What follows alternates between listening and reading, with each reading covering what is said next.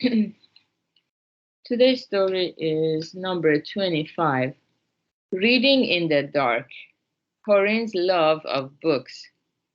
Corinne, 1693 to 1741, was a highly learned and gifted Shin Buddhist priest. When he was 17, he served as a temple acolyte. One evening, the temple night watchman was making his rounds when he was startled to come across someone sitting in the darkness behind the lecture hall, reading avidly. "Who's there?" he called out. "It's me, Horin," came the answer. "How can you read in the dark?" The youth looked up at his questioner, and when he looked back down at the page, found he could no longer make out the words. Until that moment, he had been so absorbed that he was able to read in the dark. Another time, a friend invited him to join in a group going swimming. Without getting up, Corinne said, "Wait a minute, I want to finish reading this." The friend waited and waited, but Horin showed no sign of stopping. "Come on," his friend said finally. "Go on ahead of me," said Horin. "I'll be along. This is so interesting, I can't put it down." "Well, wear this hat when you come," said his friend, and stuck it on his head sideways. Evening came, but Horin never showed up. When the others came trooping back, they found him still sitting with the hat on sideways, immersed in his book. The water wheel keeps going, no time to freeze. Very good. Yeah, this poem at the end is one of my favorite poems that actually transformed my life when I had a lot of tendencies to ruminate and look back or just worry about the future aimlessly.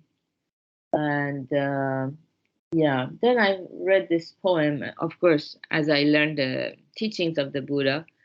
Then it dawned on me that, yeah, like, how they say, an idle mind is a devil's workshop. Then I put two and two together that, oh, I was aimless. My mind was not, I was not living my life to the fullest potential. So because of all the idleness or, yeah, not being purpose driven, I would end up wasting the time or allowing my mind. I allowed my mind to go down the rabbit hole, and and then and then I created my own suffering. Why this happened? Why? It could have been different. I wish we did this. I wish we had done that.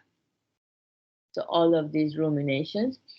And it says the water wheel keeps going, no time to freeze. So if it keeps going, it's going and going, there is no time to freeze. But how can we keep going and going? So there were some examples of, yeah, this is also the parameter of perseverance, concentration. When this gifted Shin Buddhist priest was reading the book when he was little, I mean, oh, he was 17, not so little.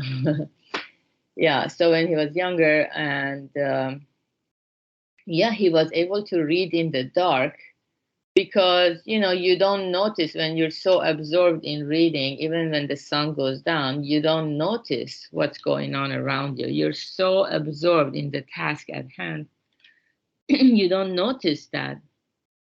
And yeah, but once there was an interruption, someone called him and he looked up at the questioner, and then when he looked down at the page, he couldn't read anymore. So it's all about these interruptions because we all are learning about our purpose. What a beautiful purpose we all have, why we are born as a human being. We could have been born as a cat or a dog. um, yeah, why were we born as a human being? My cat, when I give him his treat, it's a little bit dry.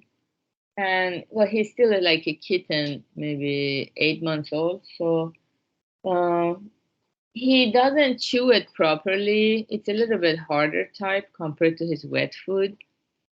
So because he loves the flavor so much, he kind of just swallows it, and then it kind of gets not choked, but it makes him feel unpleasant in his digestive tract, and then he blames me for it.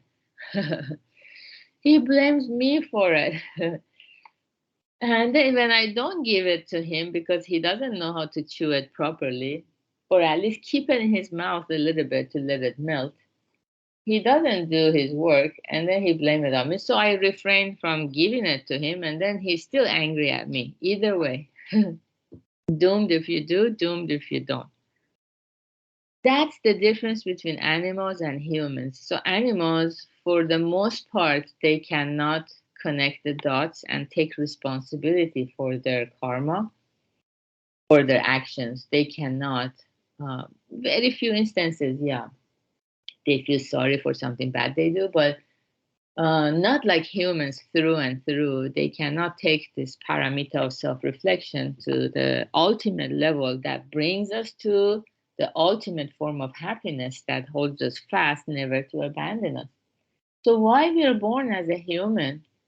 Why are we living life even though there are so many obstacles and hardships? So, as we learn Buddhism, we become aware what a gift it is to be alive as a human, because only as a human being can we find true form of happiness, which comes from complete self-knowledge. Yeah, so once we listen to Buddhism unceasingly, just like drops of water keep falling down non-stop on a stone or rock, that's the only way the water can break through a stone. So when it's uninterrupted, like the water wheel keeps going, there's no time to freeze. It gets rid of all the unnecessary thoughts or unnecessary suffering. Yeah, so that's the message I get. And this is possible only when we listen to the Dharma and become clear about our purpose in life. Yeah, it's like someone is telling you there is this mountain of treasures right here, and they're showing it to us, but then we're like, I don't want to go there. No one will say that. We will run towards it because we are not aware of this mountain of treasures ahead. We constantly hold ourselves back with hesitation and delay. So listening and learning about this mountain of treasures is pivotal. And yeah, so I'm very happy we are here listening to the Dharma together and doing recitation meditation together. So today's Thursday, and we will have advanced group session by Morita Sensei, 5 p.m. Pacific time. And have a wonderful Thursday. Bye.